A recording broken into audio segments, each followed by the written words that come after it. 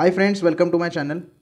Friends, अगर आप grow application use करते हो और आपको फ्यूचर ट्रेडिंग करनी है तो किस तरीके से आपको करनी होगी, क्या क्या प्रिकॉशंस लेने होंगे, सारी चीज़ें इस वीडियो में आज बताने वाला हूँ। तो वीडियो को एंड तक ज़रूर देखिए और चैनल बनाए हो तो जल्दी से सब्सक्राइब भी कर लो। तो सबसे पहले तो आपको पता होना चाहिए कि फ्यूचर्स में जो लोग ट्रेड करते हैं उनको एक्सपायरी के लिए तैयार रहना होता है। अब फ्यूचर्स में मतलब डेरिवेटिव्स की ट्रेडिंग होती है जिसमें आप 3 कॉन्ट्रैक्ट एक साथ ट्रेड कर सकते हैं। मंथली कॉन्ट्रैक्ट होते हैं जिसकी एक एक्सपायरी होती है। हर कॉन्ट्रैक्ट की जो एक्सपायरी होती है, चाहे वो स्टॉक्स हो चाहे इंडाइसेस हो, हर महीने के लास्ट थर्सडे यानी कि आखिरी गुरुवार को वो फ्यूचर का कॉन्ट्रैक्ट खत्म हो जाता है। तो जो डेट लास्ट गुरुवार की होगी वो डेट आपकी फ्यूचर के कॉन्ट्रैक्ट की आखिरी डेट होगी। उस वक्त आपको उस महीने का फ्यूचर सेल करना पड़ेगा अगर आपने बाय किया है, और फिर से बाय करना पड़ेगा अगर आपने पहले शॉर्ट की पोजीशन ली है। तो फ्यूचर में आप शॉर्ट पोजीशन भी ले सकते हो और बाइंग की पोजीशन भी ले सकते हो, और 3 कॉन्ट्रैक्ट आपको एक साथ ट्रेड करने के लिए मिल जाते हैं। अब इसके लिए हमने एक वॉच लिस्ट बनाई है। आप इंडाइसेस में भी फ्यूचर ट्रेडिंग कर सकते हो और स्टॉक्स में भी फ्यूचर ट्रेडिंग कर सकते हो। तो आप यहाँ पे देख सकते हो एल&टी के 3 फ्यूचर यहाँ पे अवेलेबल है और निफ्टी के 3 फ्यूचर अवेलेबल है। जैसे मैंने कहा था कि इंडाइसेस में भी फ्यूचर ट्रेडिंग कर सकते हो और स्टॉक्स में भी कर सकते हो। अब जो दिसंबर का फ्यूचर है उसकी लास्ट डेट है 28, क्योंकि 28 तारीख को गुरुवार आ रहा है और 28 तारीख को ये महीना गुरुवार के दिन एक्सपायर हो जाएगा ये पर्टिकुलर कॉन्ट्रैक्ट। जनवरी की बात करें तो जनवरी 25 तारीख को लास्ट थर्सडे आ रहा है, तो 25 तारीख को जनवरी का फ्यूचर एक्सपायर हो जाएगा, और 29 फरवरी को लास्ट थर्सडे आ रहा है तो 29 फरवरी को ये कॉन्ट्रैक्ट एक्सपायर हो जाएगा। जैसे कि आप यहाँ पे देख रहे हैं 3 कॉन्ट्रैक्ट अवेलेबल है ट्रेड करने के लिए। हर एक की प्राइस जो है वो थोड़ी सी अलग आपको दिखाई देगी। स्पॉट प्राइस अलग होती है, यानी कि जो स्टॉक आप बाय करते हो लॉन्ग टर्म के लिए उसकी प्राइस अलग होती है, और फ्यूचर की प्राइस यहाँ पे अलग होती है। अब ट्रेडिंग करने के लिए आपको स्पॉट प्राइस भी देखनी है, उसका भी चार्ट आपको फॉलो करना है, और फ्यूचर प्राइस का चार्ट भी आपको फॉलो करना पड़ेगा। अगर आप एनालिसिस करते हो तो दोनों चीज़ें आपको करनी पड़ेगी। फ्यूचर्स की ट्रेडिंग आप इंट्राडे में भी कर सकते हो और डिलीवरी में भी कर सकते हो। अब जो लोग इंट्राडे में ट्रेडिंग करते हैं वो एक दिन के लिए वो फ्यूचर बाय करते हैं, जो भी प्रॉफिट होगा लॉस होगा उसको 3:30 बजे से पहले एग्जिट कर देते हैं। तो उनके लिए सिंपल है, जैसे आप इंट्राडे ट्रेडिंग स्टॉक में करते हो वैसे ही आप फ्यूचर्स में इंट्राडे ट्रेडिंग कर सकते हैं। लेकिन जो लोग डिलीवरी में फ्यूचर बाय करते हैं, अब डिलीवरी कब तक ले सकते हैं? अगर आपने दिसंबर मंथ का फ्यूचर लिया है तो उसकी डिलीवरी दिसंबर के लास्ट थर्सडे तक होगी, और आपको उस वक्त एग्जिट करना पड़ेगा, क्योंकि वहां तक ही आपका जो कॉन्ट्रैक्ट होगा वो वैलिड होगा, उसके बाद वो कॉन्ट्रैक्ट एक्सपायर हो जाएगा। अगर आप दिसंबर मंथ में फरवरी का कॉन्ट्रैक्ट बाय कर रहे हो तो आप उस पर्टिकुलर फ्यूचर को फरवरी के एक्सपायरी डे तक होल्ड कर सकते हो, यानी कि थोड़ा सा शॉर्ट टर्म पीरियड ज़्यादा हो गया, 2 महीने तक आप उससे होल्ड कर सकते हो। और जो भी प्रॉफिट एंड लॉस होगा वो आपको डेली बेसिस पे आपके अकाउंट में या तो प्रॉफिट ऐड हो जाएगा या फिर आपके कैपिटल में से लॉस अगर होता है तो लॉस कट हो जाएगा। उससे डेली एमटीएम बोला जाता है। और डेली एमटीएम क्या होता है कि अगर मान लो आपने फॉर एग्जांपल ले लेते हैं कि 3474 पे एल&टी का फ्यूचर बाय किया है, और आज के दिन अभी माइनस चल रहा है लेकिन एग्जांपल लेते हैं कि बाय किया है आपने, और आज के दिन ये 3500 पे क्लोज होता है, यानी कि आपको यहाँ पे कितने प्रॉफिट हुआ? 26 रुपए का प्रॉफिट हुआ।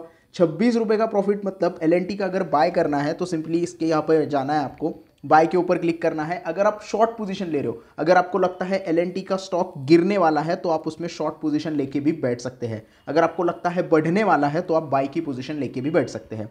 तो एग्जांपल के लिए हम बाय करते हैं, और बाय करने के लिए यहाँ पे आपको पता चलता है कि हर एक फ्यूचर स्टॉक की या फिर इंडाइसेस की एक लॉट साइज होती है, और उसी लॉट के मल्टीपल में ही आपको बाइंग करना होता है। आप यहाँ पे 1 क्वांटिटी, 2 क्वांटिटी, 10 क्वांटिटी बाय नहीं कर सकते। लॉट साइज जितना होगा उसके मल्टीपल में आपको क्वांटिटीज बाय करनी पड़ेगी। अब इस सिचुएशन में एल&टी का जो लॉट साइज है वो 300 का है, तो 300 क्वांटिटी आपको मिल जाएगी। उसके लिए आपको पैसे कितने देने हैं? थोड़े से ज़्यादा देने पड़ते हैं। यहाँ पे अगर हम 3474 पे बाय करते हैं तो यहाँ पे आपको लाख सवा लाख रुपए के आसपास जो अपफ्रंट मार्जिन है 20% अपफ्रंट मार्जिन आपको देना पड़ता है। अब ये अपफ्रंट मार्जिन कैसे कैलकुलेट होता है? 300 क्वांटिटी इंटू 3474 मल्टीप्लीकेशन होता है, जो ट्रेडेड वैल्यू निकल के आती है उसके 20% आपको मार्जिन जो होता है वो पे करना होता है। तो ये 20% अपफ्रंट मार्जिन आपको देना होता है, और उसके बाद ही आप ट्रेड ले सकते हो। अब यहाँ पे क्वांटिटी आ गई 300 और 26 रुपये का हमें अगर प्रॉफिट हो गया तो 26 इंटू 300 जो भी प्रॉफिट है वो आपके अकाउंट में डाल दिया जाएगा। और कल का दिन जो स्टार्ट होगा, आपका जो कल का दिन ट्रेडिंग डे स्टार्ट होगा वो 3500 रुपये से आपके लिए शुरुआत होगी, क्योंकि क्लोजिंग आज की हुई है 3500 और तो कल आपका प्रॉफिट आपका 26 रुपये आपके अकाउंट में जमा हो गया था। तो आपकी जो स्टार्टिंग होगी, आपका जो ट्रेड शुरू होगा वो 3500 रुपये से चालू होगा, यानी कि आपकी जो बाइंग प्राइस कल से होगी वो 35 से होगी। अब 3500 से ऊपर अगर मार्केट चला जाता है और 3525 तक चला जाता है तो फिर से 25 रुपये का प्रॉफिट, यानी कि 7500 रुपये का प्रॉफिट आपके अकाउंट में आ जाएगा। और तीसरे दिन आपकी जो ट्रेडिंग होगी वो 35 से 2500 चालू होगी। उसके बाद मान लीजिएगा तीसरे या चौथे दिन मार्केट गिरता है और 100 रुपये का नुकसान आपको यहाँ पे हो जाता है, 50 रुपये का नुकसान हो जाता है, तो आपके अकाउंट से वो 50 रुपये का नुकसान इंटू 300 की क्वांटिटी माइनस हो जाएगा। और जब आप स्टॉक बेचते हो, ऐसा आपने कंटिन्यू किया, 1 महीने तक आप होल्ड कर रहे हो, हर दिन आपको प्रॉफिट लॉस हो रहा है, तो ये टोटल जो होता है वो नेट प्रॉफिट आपका कैलकुलेट किया जाता है कि कितना कैलकुलेट हुआ है आपका ग्रॉस प्रॉफिट, मतलब टोटल मिला के आपको प्रॉफिट अगर हो रहा है तो वो प्रॉफिट में जमा हो जाएगा, लॉस हो रहा है तो आप लॉस में एग्जिट कर सकते हो। तो ये होता है डेली एमटीएम, हर दिन का जो मार्क टू मार्केट प्रॉफिट होता है या लॉस होता है वो आपके अकाउंट में या तो डाल दिया जाता है या तो आपको वो भरना पड़ता है, आपकी कैपिटल में से माइनस हो जाता है। और अगर बहुत ज़्यादा स्टॉक में गिरावट आ जाए और आपने जो मार्जिन पे किया है उससे भी मार्केट नीचे चला जाता है या फिर उससे भी आपका लॉस ज़्यादा बढ़ जाता है तो आपको मार्जिन कॉल आता है। ये सारी चीज़ें मैं क्यों बता रहा हूं दोस्तों, क्योंकि ये फ्यूचर्स अगर ट्रेडिंग करनी है तो ये चीज़ें आपको पता होनी बहुत ज़्यादा ज़रूरी है। आप जो ओवरनाइट के लिए ट्रेड होल्ड करते हो उसके लिए मार्क टू मार्केट का समझना बहुत ज़्यादा ज़रूरी है। अगर आपने जो अपफ्रंट मार्जिन पे किया है उसके नीचे अगर आपका कैपिटल चला जाता है या फिर उस बहुत ज़्यादा गिरावट आती है और उसके नीचे भी मार्केट चला जाता है और आपको वहाँ पे अपफ्रंट मार्जिन से भी लॉस होने लगता है ज़्यादा, मान लीजिएगा आपने 1 लाख रुपए का अपफ्रंट मार्जिन भरा है और उससे ज़्यादा आपको लॉस हो रहा है, तो आपको मार्जिन कॉल आ सकता है। या तो ब्रोकर आपको कॉल करके बोलेगा कि आपकी पोजीशन काट लो या फिर एक्स्ट्रा पैसे उसमें डाल दो ताकि आप आगे ट्रेड कंटिन्यू कर सको। तो ये पूरी चीज़ होती है फ्यूचर्स ट्रेडिंग में, ये बताना बहुत ज़रूरी था, भले ही आपको थोड़ा सा बोरिंग लगे लेकिन ये बताना बहुत ज़रूरी था, क्योंकि ये अगर पता नहीं होता तो बहुत लोगों को नुकसान ज़्यादा हो जाता है। तो बाकी ट्रेड लेना तो सबके लिए पता है सबको, इंट्राडे ट्रेड ले सकते हो डिलीवरी में, यानी कि ओवरनाइट पोजीशन ले सकते हो, क्वांटिटी लिमिट मार्केट सेलेक्ट करके बाय या फिर सेल पोजीशन ले सकते हो, आपकी जो भी यहाँ पे एनालिसिस है उसके हिसाब से। अगर आपको लगता है मार्केट गिरने वाला है तो शॉर्ट की पोजीशन ले लो, पहले सेल करके बैठ जाओ, फिर मार्केट जैसे जैसे गिरेगा आपको प्रॉफिट होता रहेगा, नीचे प्राइस पे बाय कर लो, आसानी से बाय कर सकते हो। सेम चीज़ आप कर सकते हो निफ्टी में, और निफ्टी में भी जो 3 फ्यूचर आपको लिए अवेलेबल होते हैं उसके बारे में बता देता हूं। अब जो करंट मंथ का फ्यूचर है, अभी दिसंबर का फ्यूचर उसे करंट मंथ फ्यूचर बोलते हैं, जनवरी के फ्यूचर को नेक्स्ट मंथ फ्यूचर बोलते हैं और फरवरी के फ्यूचर को फार मंथ फ्यूचर बोलते हैं। तो स्टॉक में भी सेम होता है और निफ्टी में भी सेम होता है, दोनों की एक्सपायरी लास्ट थर्सडे को ही होती है, इसीलिए डेट आपको सेम दिखाई दे रही है। बैंक निफ्टी में ट्रेड करोगे तो भी सेम ही है, बैंक निफ्टी की मंथली एक्सपायरी जो है वो फ्यूचर की एक्सपायरी वो थर्सडे को ही होती है।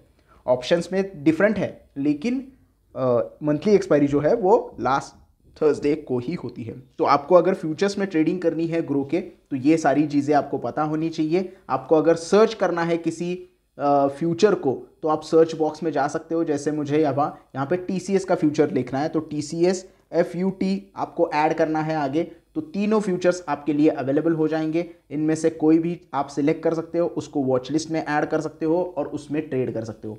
अब इसका चार्ट अलग से देखना होता है। अब मुझे अगर LT का 25 जनवरी का फ्यूचर का चार्ट देखना है तो स्टॉक ओपन करना पड़ेगा, स्टॉक के ऊपर क्लिक करना पड़ेगा, यहाँ पे आपको चार्ट दिखाई देगा, चार्ट को बड़ा करना है, बड़ा करने के बाद चार्ट आप एनालिसिस कर सकते हो। अब ये डेली चार्ट ओपन हो गया है, इस तरीके से डेली चार्ट हमें यहाँ पे दिखाई देता है। फ्यूचर का चार्ट पीछे वाला क्यों नहीं दिखाई देता, क्योंकि इसका फ्यूचर कब शुरू हुआ था, जब जनवरी का पहली बार फ्यूचर आया होगा तब इसका चार्ट बनना शुरू हो गया होगा। मतलब अक्टूबर में अक्टूबर का फ्यूचर होगा, नवंबर का फ्यूचर होगा, दिसंबर का फ्यूचर होगा और जनवरी का फ्यूचर होगा। तो अक्टूबर एंड के बाद जब एक्सपायरी नवंबर की चालू हुई तब से लेके ये फ्यूचर का चार्ट चालू हो जाता है। इसीलिए फ्यूचर का चार्ट सिर्फ 3 महीने तक का होता है। नवंबर में मिलेगा देखने के लिए, दिसंबर में मिलेगा, जनवरी में मिलेगा। जनवरी का कॉन्ट्रैक्ट एक्सपायर होने के बाद फरवरी में ये चार्ट आप नहीं देख सकते। तो ये आपको पता होना चाहिए, क्योंकि बहुत सारे लोग फ्यूचर्स का चार्ट देखते हैं और बोलते हैं कि पीछे वाला चार्ट नहीं है तो एनालिसिस नहीं कर सकते हैं। तो फ्यूचर्स का चार्ट पीछे वाला नहीं ही होगा, क्योंकि उसका यहीं तक का सफर था। ये आपको पता होना चाहिए। किस तरीके से आप यहाँ पे देख सकते हो, टाइम फ्रेम सिलेक्ट कर सकते हो और इंडिकेटर लगा के जो भी आपका ट्रेड अगर लेना है तो यहाँ पे आप बाय और सेल का ट्रेड ले सकते हो। पोजीशन आपको यहाँ पे दिखाई देगी, कितना प्रॉफिट हो रहा है, कितना लॉस हो रहा है, वो सारी चीज़ें आपको यहाँ पे दिखाई देगी। तो ये चार्ट देख के सारी चीज़ें आप कर सकते हो। इसका ऑप्शन चेन अगर देखना है तो ऑप्शन चेन देख सकते हो, लेकिन फ्यूचर्स अगर ट्रेड कर रहे हो तो ऑप्शन चेन देखने की ज़रूरत नहीं है। फ्यूचर्स में आपको चार्ट के ऊपर थोड़ा सा ज़्यादा रिलाय पड़ना पड़ता है। हाँ, ओपन इंटरेस्ट आप देख सकते हो कि कहाँ पे डायरेक्शन के लिए ओपन इंटरेस्ट देख सकते हो, लेकिन वैसे भी फ्यूचर्स में काफ़ी अच्छी तरीके से अलग तरीके से ट्रेडिंग होती है। अब फ्यूचर्स में ट्रेड लेते वक्त ये तीन जो प्राइस है ये करंट मार्केट प्राइस यानी कि स्पॉट प्राइस से ज़्यादा क्यों दिखाई दे रही है। अब यहाँ पे आपको देखने के लिए मिलेगा, निफ्टी अभी जो स्पॉट प्राइस है वो 21,305 चल रहा है। निफ्टी का दिसंबर का फ्यूचर 21,390, जनवरी का फ्यूचर 21,500 और फरवरी का फ्यूचर 21,680। ये क्यों है? जब भी स्पॉट प्राइस से फ्यूचर की प्राइस ज़्यादा होती है तब हम कहते हैं फ्यूचर की जो प्राइस है वो प्रीमियम पे ट्रेड कर रही है, और जब कभी फ्यूचर की प्राइस स्पॉट प्राइस से कम होती है तो हम कहते हैं फ्यूचर डिस्काउंट पे ट्रेड होता है। अब ये क्यों हो रहा है? जिन जिन लोगों ने फ्यूचर बाय करके रखा है उनका ये मानना है कि एक्सपायरी डे तक स्पॉट प्राइस यहां तक जाने वाली है, तो उन्होंने पहले ही फ्यूचर बाय करके रखा है, और जैसे जैसे स्पॉट प्राइस बढ़ेगी वैसे वैसे इसकी भी प्राइस बढ़ेगी, और जिस दिन एक्सपायरी होती है लास्ट थर्सडे को, spot price is equal to future price होता है। तो अगर आपका एनालिसिस है मार्केट बढ़ने वाला है तो आपको वहां फायदा ही होगा, अगर आपका एनालिसिस है मार्केट गिरने वाला है तो फ्यूचर में आपको नुकसान ही होगा। लेकिन एंड डे पे, एक्सपायरी डे पे दोनों सेम हो जाती है। तो अगर आपने उस प्राइस से पहले खरीदा है तो आपको फायदा होगा, और उस प्राइस से ऊपर सेल किया है तो भी आपको फायदा होगा। तो यह है पूरा फ्यूचर ट्रेडिंग के बारे में। इस तरीके से आप फ्यूचर ट्रेडिंग कर सकते हो, किस तरीके से स्टॉक ऐड करना है, किस तरीके से आपको बाइंग सेलिंग करनी है, ये सारी चीज़ें मैंने इस वीडियो में काफ़ी अच्छी तरीके से आई गेस समझाई है। वीडियो अगर अच्छा लगा हो तो प्लीज़ लाइक कर देना, वीडियो को ज़्यादा से ज़्यादा शेयर करना। अगर अभी भी कोई डाउट है तो कमेंट सेक्शन में पूछ सकते हो, और चैनल को सब्सक्राइब करना ना भूलना। धन्यवाद।